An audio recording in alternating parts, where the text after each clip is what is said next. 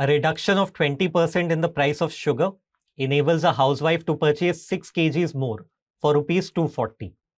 What is the original price per kg of sugar? Now here first we can assume values for the price and then for the quantity, and we can compare the assumed values with the actual values, and then we can find out the required answer. That will be the best way to solve it. So let's start with the price because we have the reduction of 20% in price. Now what is 20%? 20 upon 100, which is 1 upon 5. 5 is there in the denominator. So the most convenient value that we can assume for the original price will be 5.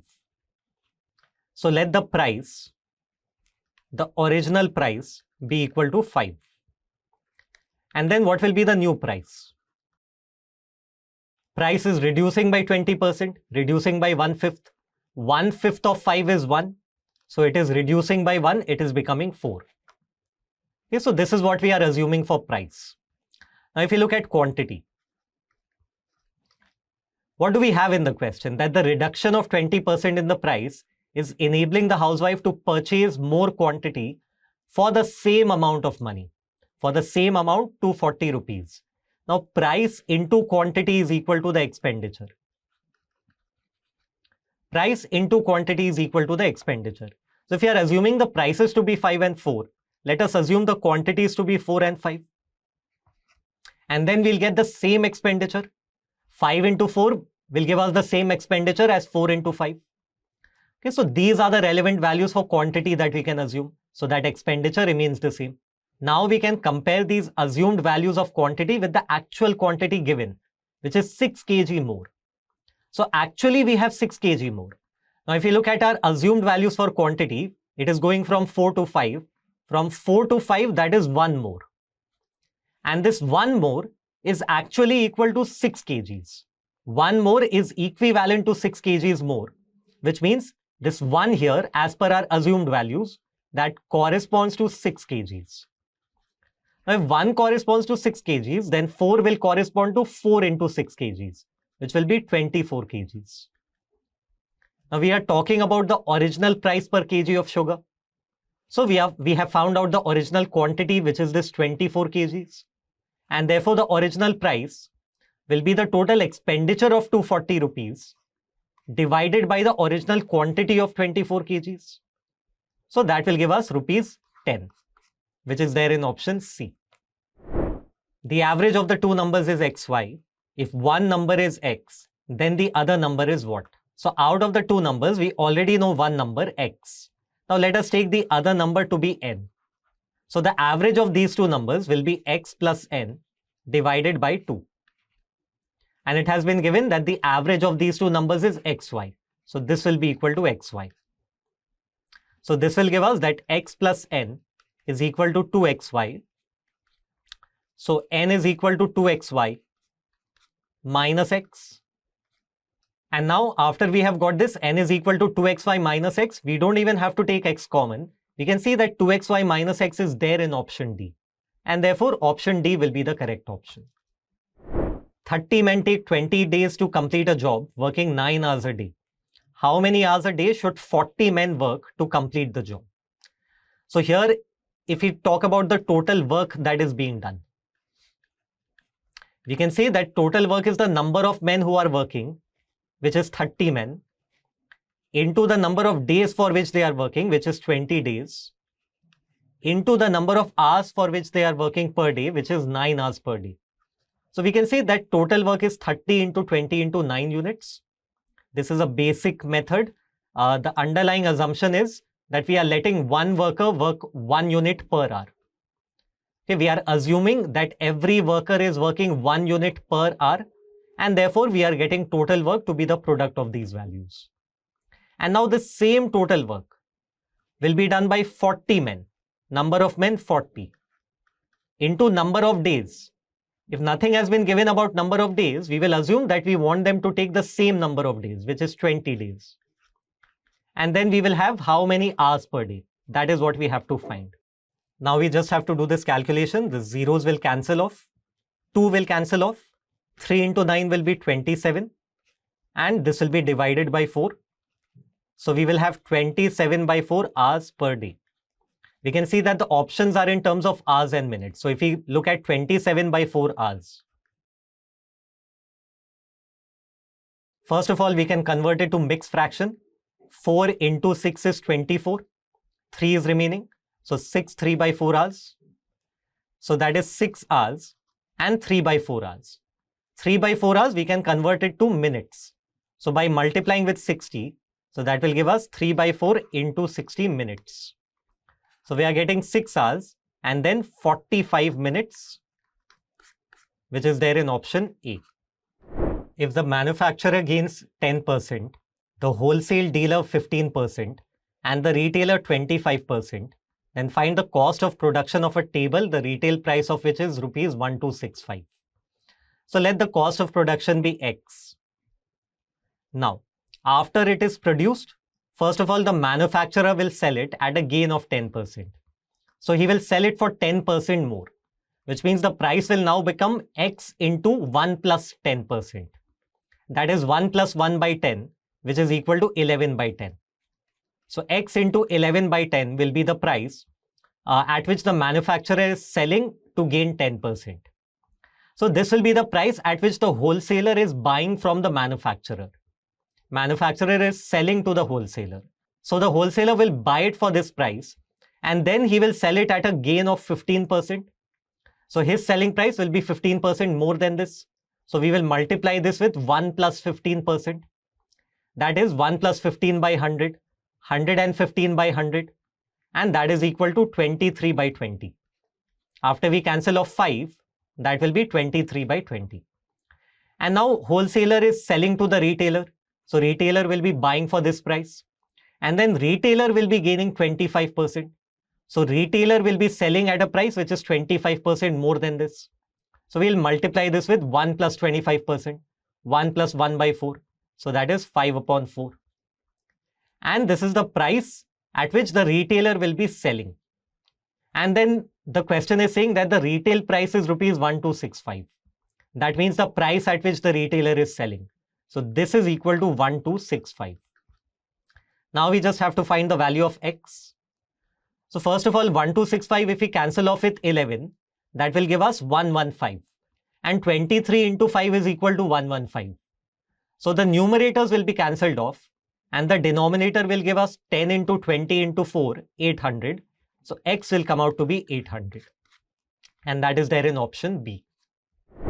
3 students contested an election and received 1,000, 5,000 and 10,000 votes respectively. What is the percentage of the total votes the winning student gets? So winning student is of course the one with the most number of votes, which is 10,000. Winning student is getting 10,000 votes. And we want this as a percentage of the total number of votes. Total is 1,000 plus 5,000 plus 10,000. That will be equal to 16,000. And for the percentage, we will multiply this with 100.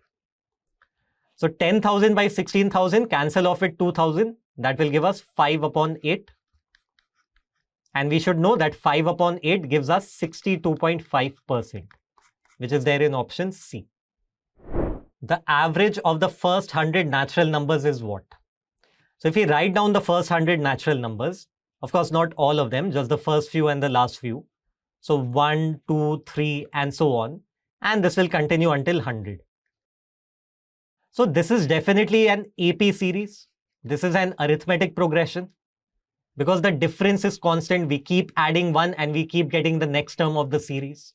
And we know that for an arithmetic progression, the average is simply the average of the first term and the last term. So if we want the average of this entire AP, we just need to find the average of the first term and the last term, 1 and 100. So that will be 1 plus 100 divided by 2. 101 divided by 2, so that will of course be 50.5, which is there in option C. A dealer sold a mixer for rupees 420 at a loss of 12.5%. At what price should he have sold it to gain 12.5%? So 420 rupees is the selling price. And for that selling price, the loss is 12.5%. Now we know that if you are making a 12.5% loss, that means the selling price is 12.5% less than the cost price. So cost price into 1 minus 12.5%, will give us 12.5% less than the cost price. So that will be the selling price of 420 rupees. 12.5% is 1 by 8. So 1 minus 1 by 8, that will be 7 by 8. And now we can calculate the cost price. So that will be 480. Now, we want at what price should we have sold it to gain 12.5%. So we had a loss of 12.5%. Now we want to gain 12.5%. Loss percent, profit percent, both of them are calculated on the same cost price. So if you look at the loss of 12.5%, that was when we sold for 420. Cost price is 480 when we sold it for 420, which is 60 rupees less. Then we got a loss of 12.5%.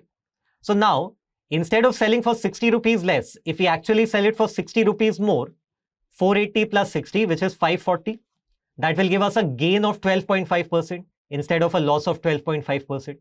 And therefore, the answer will be 540, which is option C. A pipe can fill a tank in 6 hours and another pipe can empty the tank in 12 hours. If both the pipes are opened at the same time, the tank can be filled in how much time? So we have that one pipe is filling in 6 hours, another can empty in 12 hours. So we will let the total work, TW is total work, we will let it be the LCM of the given times, which is 6 and 12. LCM of 6 and 12 will of course be 12.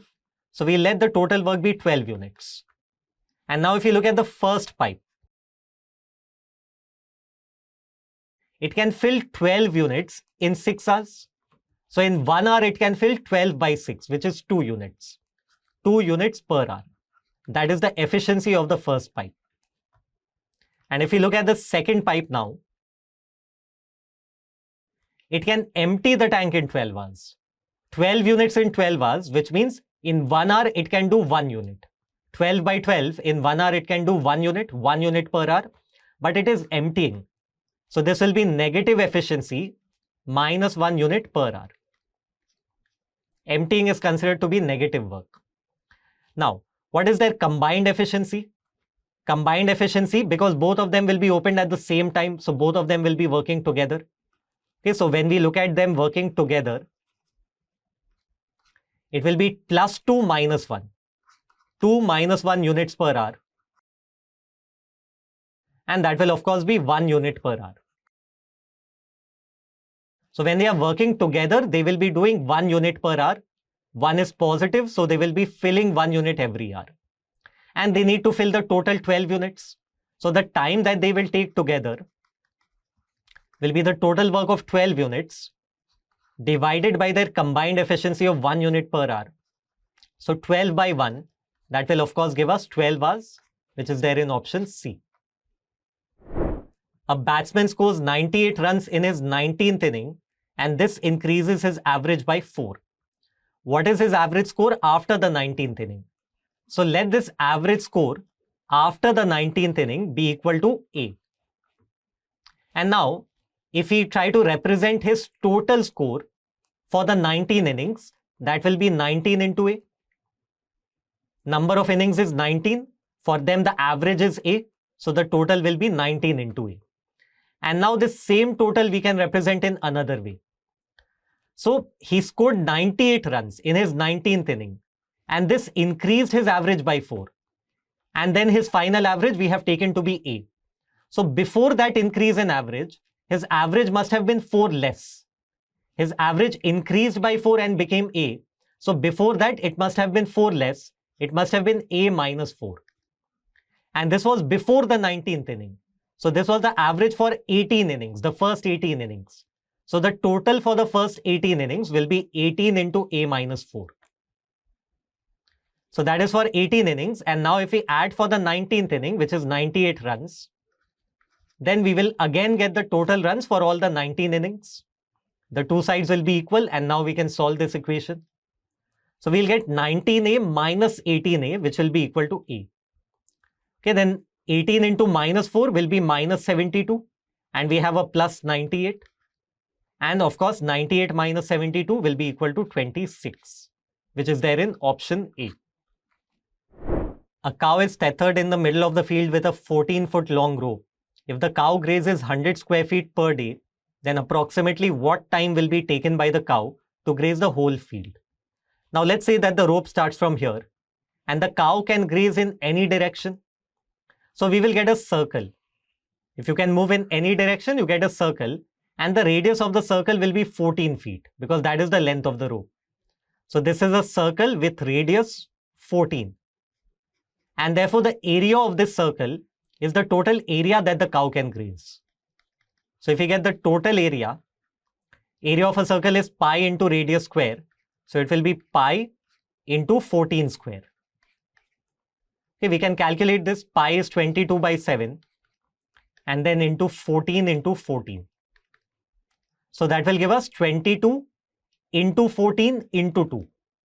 Now 22 into 14, if we calculate that, that will be 308. And then 308 into 2, that will be 616. So it will be 616 square feet, the total area that has to be grazed. And the cow is grazing 100 square feet per day. So if it is 100 per day, the time taken for 616 square feet will be the total work of 616 square feet divided by the efficiency of 100 square feet per day. So it will be 616 by 100 days, which we can approximate to 6 days. Approximately 6 days, which is there in option C. If a plus 2 and a plus 4 are prime numbers, then the number of possible solutions for a is what? So all these three are prime numbers, a plus 2 and a plus 4. Now there are two possibilities for a. A is either an even number or an odd number. But now we can think that a cannot be an even number. If a is an even number, a plus 2 will also be an even number. It is just 2 more. And again, if we increase by 2, we will get a plus 4. So that will also be an even number. Then all three will become even. But there is only one even number which is a prime number, which is 2. Here, if we take a to be an even number, we will get that all three are even numbers. And we need all three to be prime.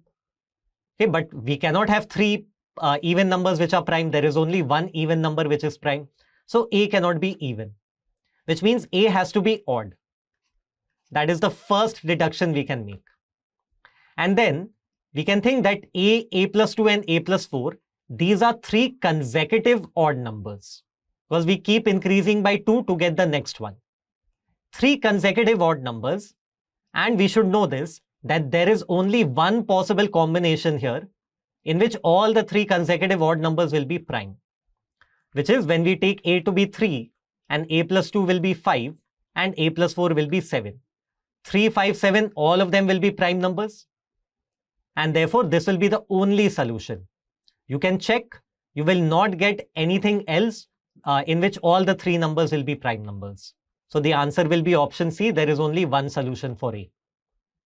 If you want to look at this a bit more theoretically, okay, you can think that we are getting that A can be 3. Now there are three possible representations with respect to 3. A number can be of the form 3k, where it is a multiple of 3. Or it can be 3k plus 1, which means it will leave the remainder 1 when it is divided by 3. Or it can be 3k plus 2, which means it will leave the remainder 2 when it is divided by 3. These are the only three possible representations with respect to 3. Now, this one we have already checked, that if we make A a multiple of 3, the only multiple of 3 which is a prime number is 3 itself. And we have seen that A can be 3, this is fine. But if we look at 3k plus 1, if we make A 3k plus 1, if we put A in this format where A is multiple of 3 plus 1, then we will see that A plus 2 will become 3k plus 1 plus 2. So that will become 3k plus 3.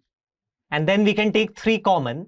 So we can see that it will be a multiple of 3 which will be more than 3, which will not be a prime number. And therefore, this will not give us any prime number. If you look at A being equal to 3k plus 2,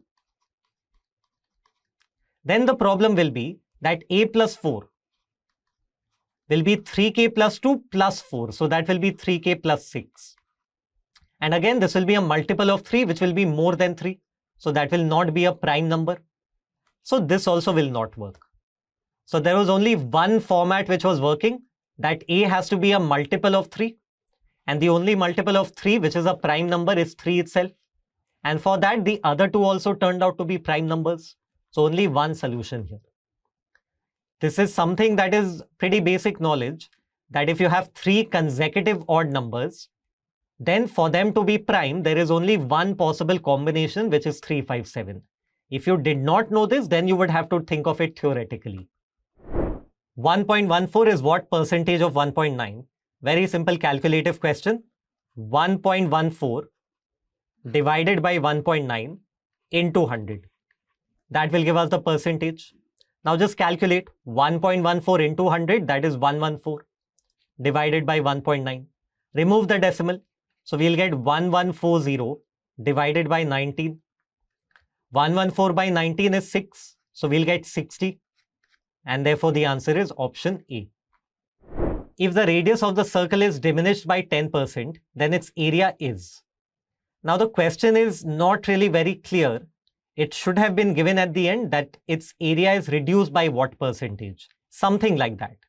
But since that has not been given, we have to go along the same lines as the information given previously in the question, that radius is being diminished, reduced. So along those lines, we will now find out by how much is the area being reduced. So if we compare the original radius with the new radius. Okay, let us look at the original radius and the new radius, and let's compare through a ratio. And then through the ratio, we can find the percentage for the area.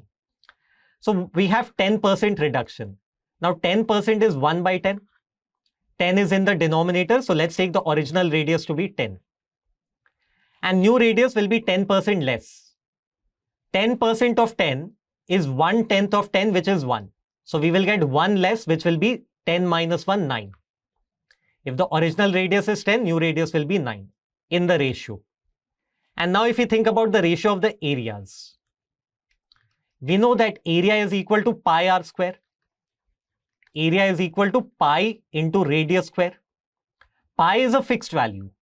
So the area, the comparison, the ratio of the area, it depends only upon r square, which is the square of the radius. So if the ratio of the radius is 10:9, ratio of the area will be 10 square is to 9 square, which will be equal to 100:81. Now from 100 to 81, we can see we have a decrease of 19.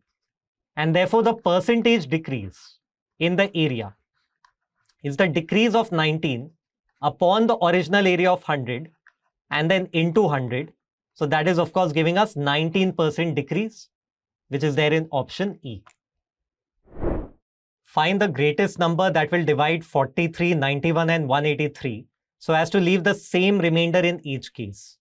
Now rather than solving this technically, let us take the advantage of the options. There will always be options in CET, and therefore let's start by the option which has the greatest number.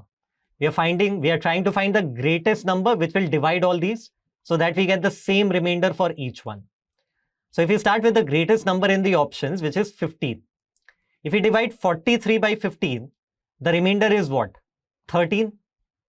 Okay, 15 into 2 is 30, then 13 will be remaining. But 91 by 15, the remainder will not be the same. It will be 1. 90 is divisible by 15, then 1 will be remaining. So we are not getting the same remainder. This is not the correct option. Takes a few seconds to check. Now let's go for the next option, which has the next greatest number, which is 13.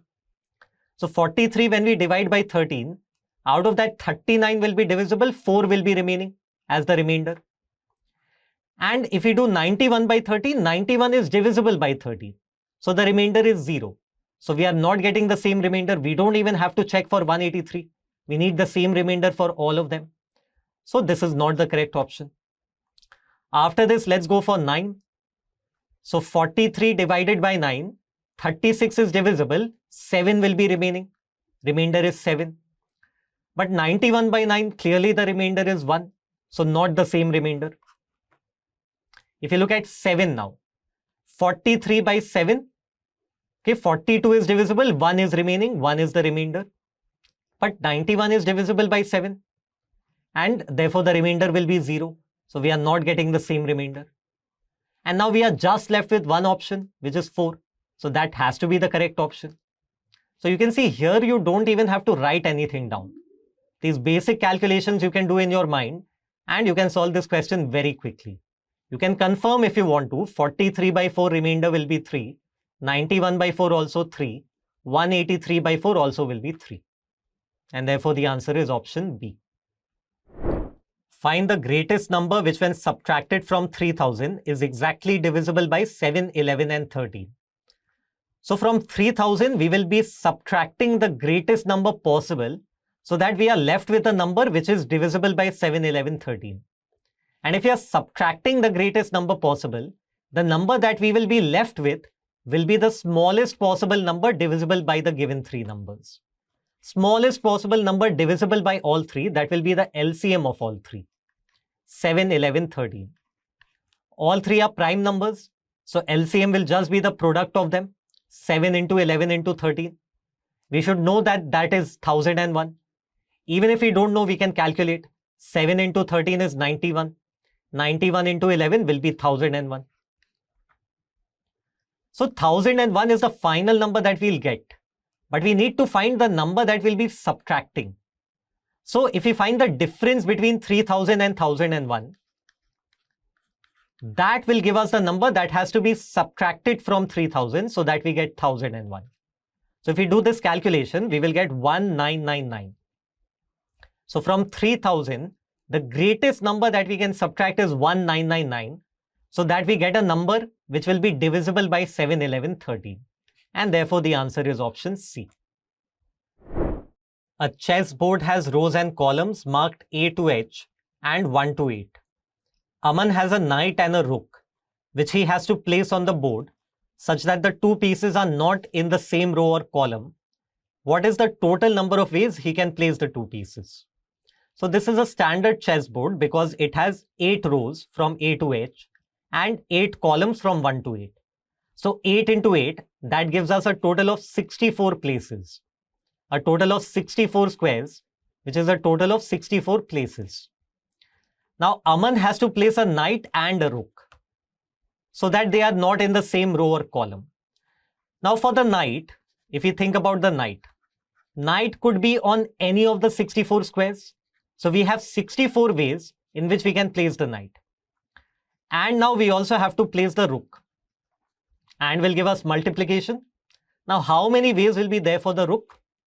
The conditions are, the only condition is that the 2 pieces will not be in the same row or column. So visualize this. You don't even have to make the diagram. Just visualize. Put the knight, for example, in a corner square, in one of the corners. So that will be 1 square. And in that particular column, we will have 7 other squares. And in that particular row, we will have 7 other squares. So we will have 7 plus 7 plus 1, which is a total of 15 squares on which we cannot place the rook. Because this 1 square, the knight is already placed. We cannot place the rook there. 7 other squares which are in the same column, we cannot put the rook there. We cannot have it in the same column. 7 other squares in the same row. We cannot use them as well. The 2 pieces cannot be in the same row. And therefore these 15 squares we cannot use. So we can use any of the 64 minus 15 squares, which is equal to 49 squares. And there will be 49 ways in which we can place the rook. Now you can do this calculation. You can write 64 into 49 as 64 into 50 minus 1. 64 into 50 will be 3200. And 64 into minus 1 will be minus 64. So 3200 minus 64, that will give us 3136. So that is simple enough. We'll get the answer 3136. Otherwise, to save some time, we could have also looked at the last digit. Last digit is 4, last digit is 9. So for the product, the last digit will be obtained through 4 into 9. 4 into 9 is 36, for which the last digit is 6. And if we scan the options, only one option has the last digit of 6. So that has to be the correct one, option A. The HCF and LCM of 2 numbers are 21 and 4641 respectively. If one of the numbers lies between 200 and 300, then the 2 numbers are what? Now rather than solving it technically, let's use the options. HCF of the 2 numbers is 21. Okay, that is of course easier to use, which means both of the numbers have to be divisible by 21. So let's scan the options. If you look at 282, we can see that it is not divisible by 21. We can try dividing it and we can easily see that it is not divisible by 21. So definitely the answer is not option A. If you look at option B, 273 is divisible by 21. Okay, but if you look at 361, we can clearly see that 361 is not divisible by 21. And therefore, we will not get option B as the correct option. If you look at 273 we have already seen it is divisible by 21. That is fine. And if you look at 357 is also divisible by 21. So this is valid so far. But again, we cannot be certain right now because we also have that 21 has to be the HCF, highest common factor, and 4641 has to be the LCM. We haven't checked that yet. Okay, but instead of checking that, let us see for the other options whether 21 is there for both the numbers. Because if that is not the case, we can just eliminate those other options and that will take less time. So if you look at option D, we can easily eliminate. 282 we have already seen from the first option, not divisible by 21. And if you look at option E, 273 is divisible by 21, but if you look at 363, we have seen that 357 is divisible by 21. 363 is just 6 more than that. So of course it will not be divisible by 21. So E also cannot be correct. And therefore there is only one option in which both of the numbers are divisible by 21. And therefore that has to be the correct option. We don't have to use any complicated method here. We don't have to do too much calculations. Just check the options. 5 people, out of whom only 2 can drive, are to be seated in a 5-seater car with 2 seats in front and 3 in the rear. The people who know driving don't sit together. Only someone who knows driving can sit on the driver's seat. Find the number of ways the 5 people can be seated. For your benefit, I'll just make the simple diagram that we have 2 seats in the front, out of which one of them is the driver's seat, and we have 3 seats at the back. Now 2 people know how to drive. So if we think about the driver's seat, we can fill up the driver's seat in 2 possible ways. Any of the 2 people who can drive, any of them can be there in the driver's seat. So we have 2 ways for the driver's seat. Now one of these people who can drive, he will be sitting in the driver's seat. And the other person who can drive, now he cannot sit with the driver. He cannot sit in front. The people who know driving, they don't sit together. So the other person who can drive will have to sit at the back. Now there are 3 places at the back. So we will have 3 choices for that person. And now, once we have seated these 2 people who can drive, we will be left with 3 other people. And we will be left with 3 seats. So these 3 people can be arranged in 3 seats in 3 factorial ways. So we'll get 2 into 3 into 3 factorial, 2 into 3 into 6, which will be equal to 36. Option C. A train running at the speed of 60 kilometers per hour crosses a pole in 9 seconds. What is the length of the train? Very basic question. Here, the length of the train will just be the distance that the train is covering. We know the time it is taking. We have the speed as well. Only thing we have to do is we have to convert the speed from kilometer per hour to meters per second. So 60 kilometer per hour will be equal to 60 into 5 by 18 meters per second. 60 and 18 we can cancel off with 6. So we'll get 50 by 3 meters per second. And now if we find the length of the train, length of the train will be the distance. Distance is speed into time. Speed is 50 by 3 and time is 9. So 50 by 3 into 9, that is 50 into 3, which is 150. So the length of the train is 150 meters, which is there in option D. What is the remainder when 4 to the power 96 is divided by 6? So we can solve it very simply without using any complicated formula. We can just do it step by step. We have 4 to the power 96 divided by 6. Now 4 to the power 96, we can write it as 4 square to the power of 48. Just to simplify, and divided by 6. Now 4 square is 16. So we get 16 to the power 48 divided by 6. Now 16 by 6, the remainder is 4. So this gives us 4 to the power 48 divided by 6. So we can see that again we are getting a power of 4. And this power of 4 is half of the power of 4 that we had initially. And if we keep following this process, we will keep getting a power which is half of the previous one. So I'll show you one more step. 4 to the power 48 is what we have got, divided by 6. We can write this as 4 square to the power of 24 divided by 6. 4 square is 16. 16 to the power 24 by 6. 16 by 6, the remainder is 4. So we'll get 4 to the power 24 divided by 6. So we are continuously making the power half through this process. So now let's just directly come to the next one. From 4 to the power 24 by 6, power will become half and we'll get 4 to the power 12 by 6. Then 4 to the power 6 by 6. Then 4 to the power 3 by 6. Now the power is an odd number, but now it is so small that we can calculate it directly. 4 cube is 64. 64 divided by 6.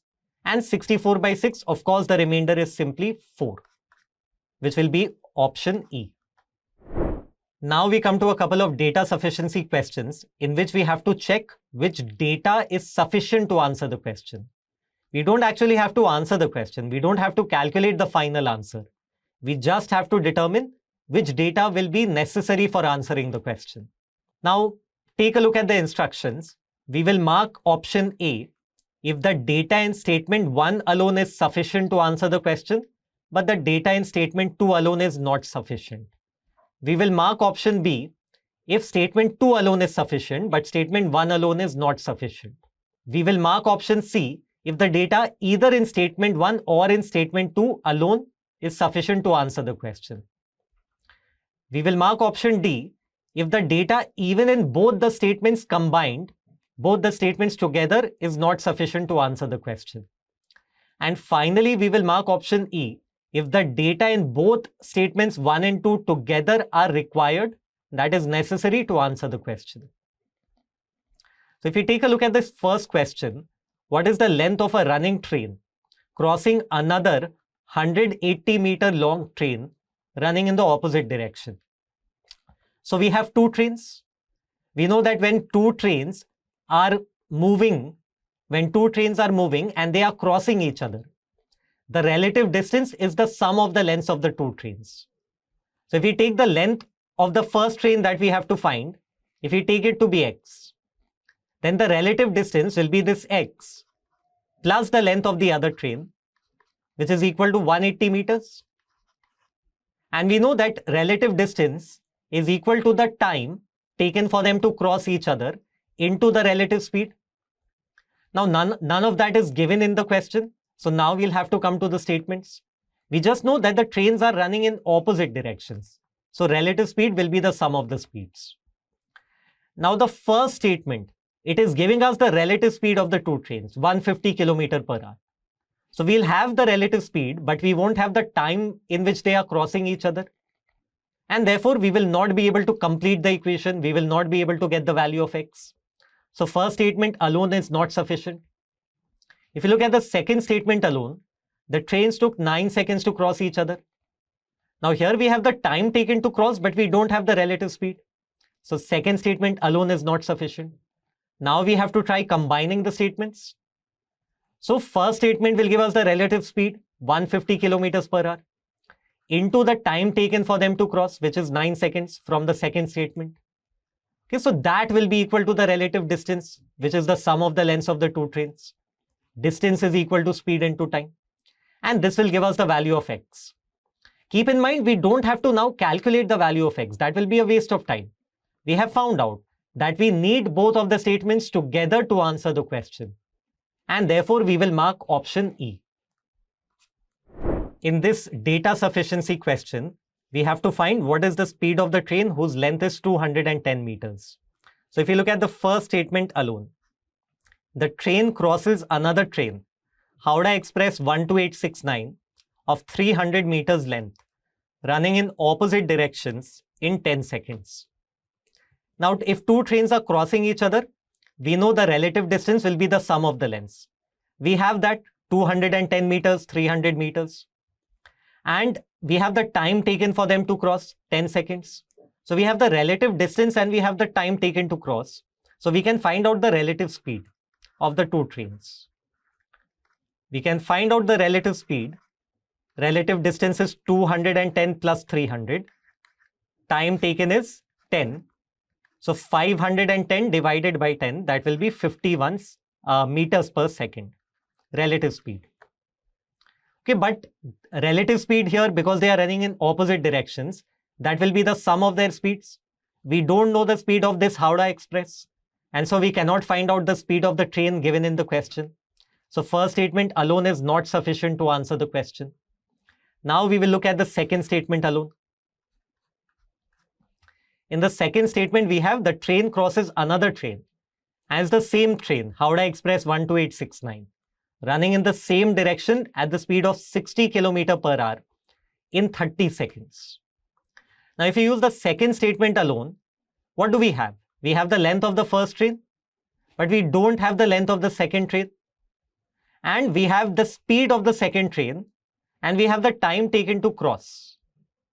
Okay, but here, if we just try to make an equation, what will be the relative distance? It will be the length of the first train, 210, plus the length of the second train, the Howrah Express. Let's take that to be h. This relative distance will be equal to the relative speed into the time taken to cross. Now, of course, we don't know the speed of the first train. That is what we have to find. So if we take the speed of the first train to be x, we have running in the same direction. So we will have x minus the speed of the second train, 60 km per hour, which we will convert to meter per second, 60 into 5 by 80.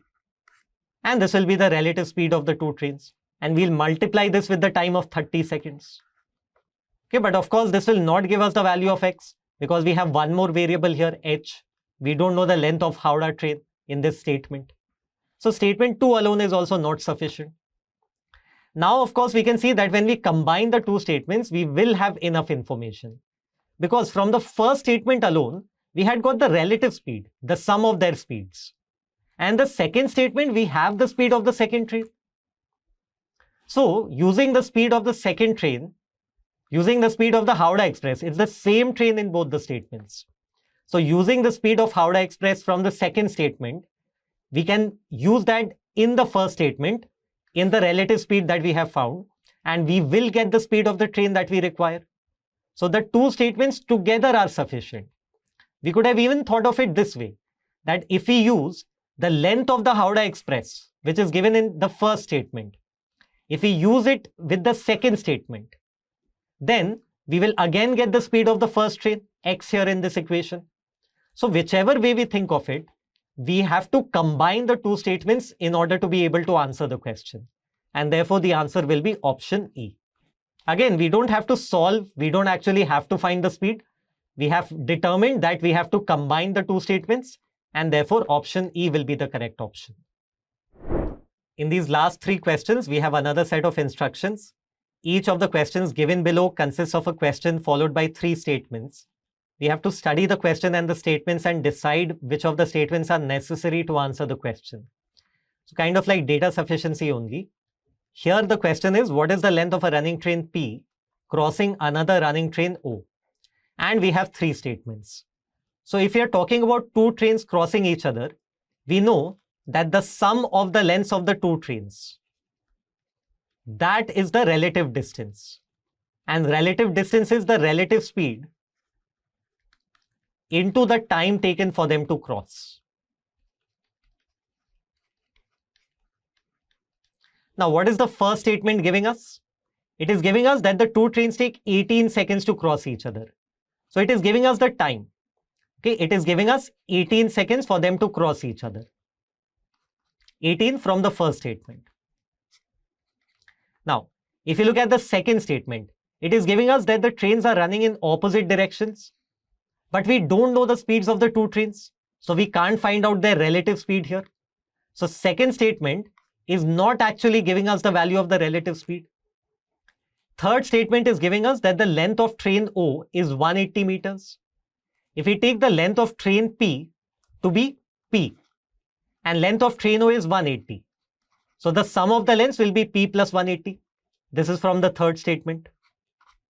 But here we don't know the relative speed. The second statement did not give us the value of the relative speed. If it had given us the relative speed, we could have solved this and we could have got the value of P. But since that information is missing, we can see that even when we combine all the three statements, we are not able to answer the question. And therefore, the correct option will be option E. That even with all the statements, the answer cannot be obtained. In this question, we have to find the speed of the train. So before even looking at the statements, let's take variables. Let's take the length of the train to be x meters. And let us take the speed of the train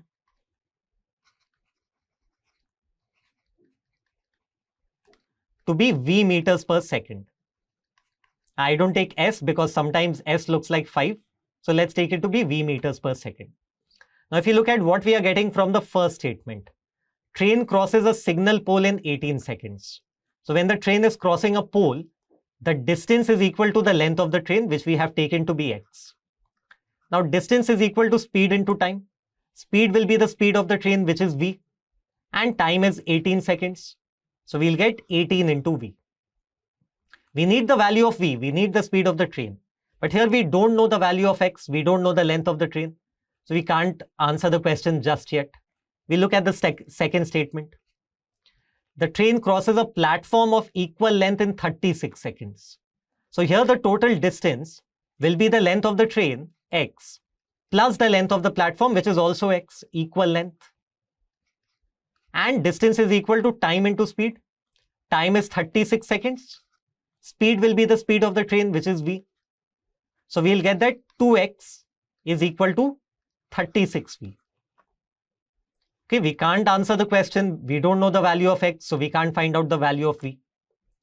And we can see that when we simplify this, 2x is equal to 36v. When we simplify, we can divide by 2. We will get x is equal to 18v, which is exactly the same as what we got from the first statement. So first and second statements are equivalent. They are providing the same information ultimately. And if you look at the third statement now, so combining first and second statements will not be helpful because both of them are giving us the same information. So third statement will be crucial now. Length of the train is 330 meters. X is equal to 330 meters. And now we can see that if we combine the third statement with the first statement, we have the value of x in the third statement. In the first statement, when we plug that value of x, we will get the value of v. So we will get the speed of the train. So first statement and third statement are sufficient.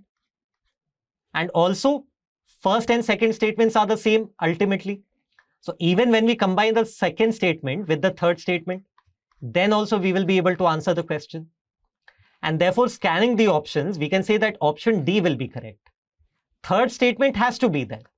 And third can be there with either statement 1 or statement 2 only. So answer is option D.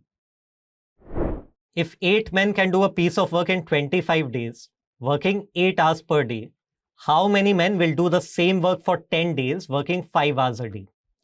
So we'll solve it using the standard method here, which is that the total work done will be equal to number of men into number of days for which they are working into the number of hours per day. The underlying assumption is let one man do 1 unit in 1 hour. So if we talk about the total work, 8 men, number of men is 8, into number of days they are taking is 25 days, into number of hours for which they are working per day is 8. So we are getting 8 into 25 into 8 units as the total work. Again, let one man do 1 unit per hour. And therefore, 8 men will do 8 units per hour. And if they are working for 8 hours, they will do 8 into 8 units in 8 hours. And 8 hours is for 1 day. So this is what they will do in 1 day. Multiply with 25, so you will get what they will do in 25 days. And that will be the total work. And the same total work will now be done by some men. Okay, let's just write men for them. We have to find that. Into the number of days for which they will be working is 10 days. into the number of hours per day for which they will be working is 5 hours per day. And now we just have to solve this simple equation. We have to do the calculation. So for example, we can do that 25 into 8 is 200. 10 into 5 is 50. 200 by 50 is 4. And then we will get 4 into 8. 4 into 8 will be 32. So the number of men will be 32, which is in option A.